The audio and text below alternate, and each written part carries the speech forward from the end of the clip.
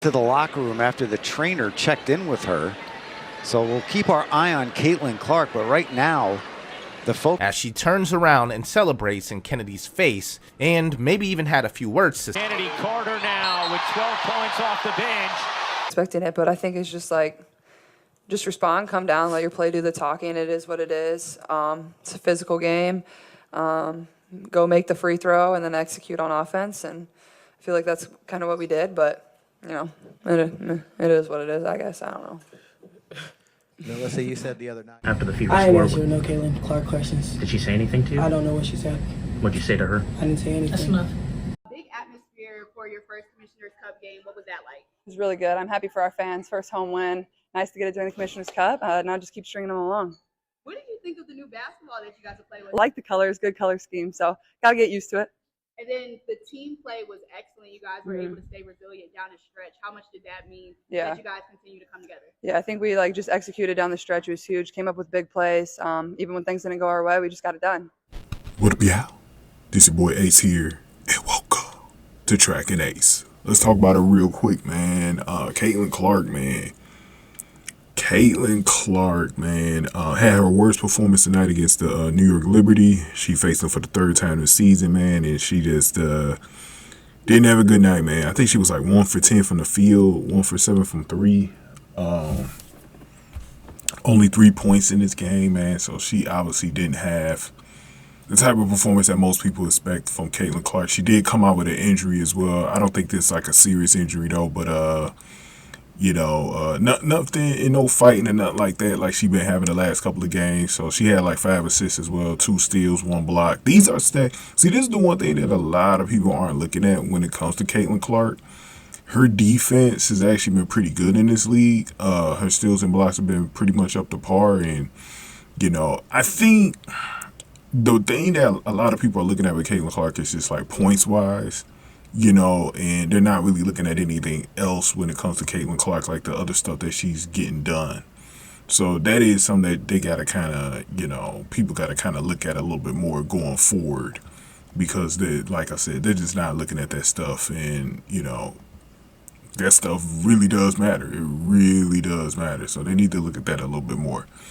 But when it comes to this team, man, the Indiana Fever overall, man, I don't like her team, man. Like, her team has become more and more unlikable the more you watch them. Like, just don't like this team. Aaliyah Boston's been too up and down. It's very inconsistent. Just not having, I don't know if it's like a sophomore slump type year for her, but she's just not been producing the way that we know that she can produce. And overall, man, the coaching has been like, I'm not even going to really get on Chrissy's sides in this one, because, we already said enough about her. We know she's not going to return next season. But I just feel like the teammates, and a lot of people were actually talking earlier, it's been quite a 24 to 36 hours since that Sky game, that had a lot of attention on it. I believe that game's probably one of the highest rated games of the year. A lot of people sound like they was either watching the game or they were talking about it. Like, it was one of the most talked about games in the WNBA ever. Like, a lot of people were talking about that situation between Chennedy Carter and her. And to me, the thing about it was that I saw was that, like I said, it was on both sides with that one, man. But yeah, girls are going to continue to test her, and I talked about that in the last video. I'm not really going to talk about that stuff today, but I really wanted to get it on the teammates, because the New York Liberty broadcaster actually brought up something about Caitlin, and it was about the teammates not really helping her up as fast as they should have. I even saw Aaliyah Boston take all day to go get her up, and she was even like laughing a little bit, like she was okay with it, or I don't know if she was laughing because she knew Caitlin flopped or whatever, kind of like fell dramatically, and that she was okay, or that, but you would think though that, Aaliyah Boston, who should really be her enforcer, would check, Carter right there, and I don't like her teammates, man. They don't seem like they really kind of care for her. But it was interesting, too, because, like I said, the Liberty broadcasters were bringing that up, how they had a problem with nobody helping Caitlin up. And when I look back on it, I'm like, damn, man, I think I had more of a problem with that than Carter pushing her down, because again, I felt like Carter was in the right to push Caitlin because Caitlin was actually talking junk to her on the play before that. And I talked about that yesterday. Like, I really didn't have like a big problem with it, but it definitely kind of coincides with some of the bullying tactics that's been going on in the league against Caitlin. But at the same time, but she was talking trash. So I really can't say like that was like an isolated bullying incident. Like, and I think somebody was saying the same thing happened with Vivian's, where maybe Caitlin was talking trash to her, or it was some type of play before that. I don't know, man. The thing that I'm gonna say though that I'm the most bothered by so far is her teammates, man. The teammates, I don't know if they like her. Like, I don't know. It's hard to read this team right now, and if they're comfortable with Caitlin Clark, like, I don't know, man. Like, but I'm gonna be honest with you. I just ditch most of them out of the fucking team next year. Like, next year, I'll ditch most of them out.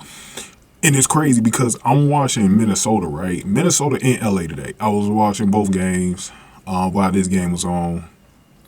Then I watched Simone Biles of gymnastics. I'm going to talk about that. By the way, if you're a women's gymnastics fan, go to my channel, Retro Warehouse. Go to the community tab. You can get the link for that channel. Also, I think it's on my page somewhere where you can get the link as well, the main page. And just go there if you want to hear me talk about gymnastics for the first time this season, man, because I'm going to break that stuff down over there. But anyways, man, I was watching Minnesota, the Lynx, and the way they blew out Dallas today. But that team looks together. They're having fun. After the game, they be dancing with each other and stuff like that. I'm like, that team looks like they like each other. Like, I think Minnesota is going to be one of them teams that nobody sees coming in the West. They're going to make kind of a run similar to what Dallas did last year. For those guys that didn't watch Dallas last year, I think Dallas made it all the way to the Western Conference Finals to face the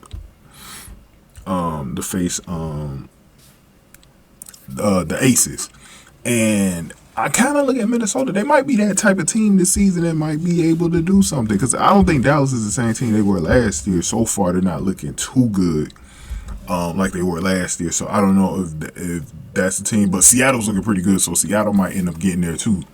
So, but Minnesota looks together. It looks like a team that Caitlin Clark would have fit pretty well into. It looked like, I think they probably would have liked playing with Caitlin Clark too. I just feel like this Fever team, like, they don't like her, man. Like, Chrissy Sides, I don't feel like she likes coaching her. It just, like, this is not a good situation. Then I was watching Cam Brink. Now, LA is rebuilding just like Fever. They're just as bad as the Fever are. But when I watch Cam Brink, it don't look like Cam Brink's having trouble with her teammates, though.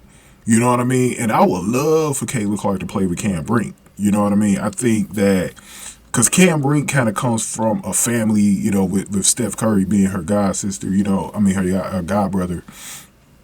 Like, she kind of understands, being in a pressure situation where you're around, you grew up in a family where, you kind of have it all, and so I think she would relate well to Caitlin. I'm like, maybe Caitlin's just in a bad spot too, but the Fever are her franchise. The one thing that I do like about the Fever is that in Indianapolis, they are supporting Caitlin Clark. They're going to these games at the Gainbridge Fieldhouse. I think it's been like sellouts every game or near sellouts every game or whatever. Like, the place be packed, basically. They be having like 15,000 in there, or over 14,000, 15,000 in there every game. So, I like the way Indianapolis actually supports the team. So, but I do think there needs to be changes. You know what I'm saying? I think there needs to be changes going into next year, man. I'm not liking this team at all. This team, they gotta go. Like, the most of the players gotta go. I don't really like most of the players, bro. Like, it's not too many players that I like on this team, man. I just looked at the attendance. It was 17,000 yesterday for that Sky game. Damn, 17. Ooh. Caitlin. Look, man, Caitlin is box office, bro. They need to get this thing right in Indianapolis. Hire Lucy Bluter as the coach. She retired for a reason. It's because I think she wants to get in there and coach Caitlin Clark in the league. You make that move, and you start to build this thing around Caitlin Clark. They need to build this thing like the Warriors because she plays like Steph Curry. They need a Klay Thompson. They need a knockdown shooter in the corner. Man, see, Kate Martin would have been there for her, man. Stokey from That's someone that they need to look at. I think Paige Buchers would be good for it too, man. But I don't think they're going to be in position to draft Paige Buchers though. I mean Beckers. I can't say Buchers, Beckers.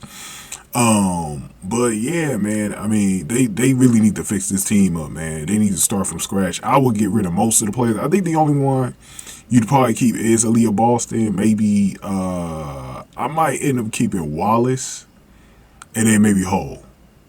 Everyone else got to go, bro.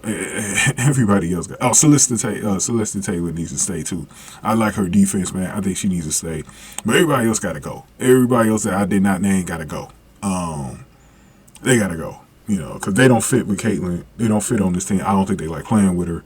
They got to go. And they need to get Caitlin and Paria Goon. But I don't think this is going to continue forever because they also talked about like with Sabrina Ionescu where she had to go through her rookie season and she's really close with Caitlin Clark and she could talk to her and stuff like that and relatable to her and stuff like that. I think that they just need to get players in there that are more. Because I think there's some players, believe it or not, in the WNBA that actually support Caitlin Clark. I think some of them are going to want to come to Indianapolis to play with her. Like, I don't think Ionescu's going to leave New York, but that'd be good, man. Like, whenever she becomes a free agent, if she was able to go play with her. But they play the same position, too, so I don't know how that'd work. But there is a few players that wouldn't mind playing with Caitlin, man. And I think Indiana's just got to go get those players. And the league's going to change a lot. I kept on talking about this, man. Like Juju, when most of the attention is on people like Paige Beckers and Juju, Caitlin is going to become more of a leader on her team, and it's going to change a lot where she's not dealing with a lot of this stuff. Especially when she starts winning, bro. It's not even going to be like this. So that's why I said, man, hopefully they can get this team reshaped. But I just look at Minneapolis and LA, and I'm like, man, those are way better situations, man. But give me your thoughts on this, man. I think she needs better teammates, man. I don't like her teammates right now at all. They all can go to hell. Like, I don't even want to see them, play with Caitlin next year, man. But go ahead and get this video. Like, share, subscribe, y'all. Thank y'all for watching this one, Tracking Ace.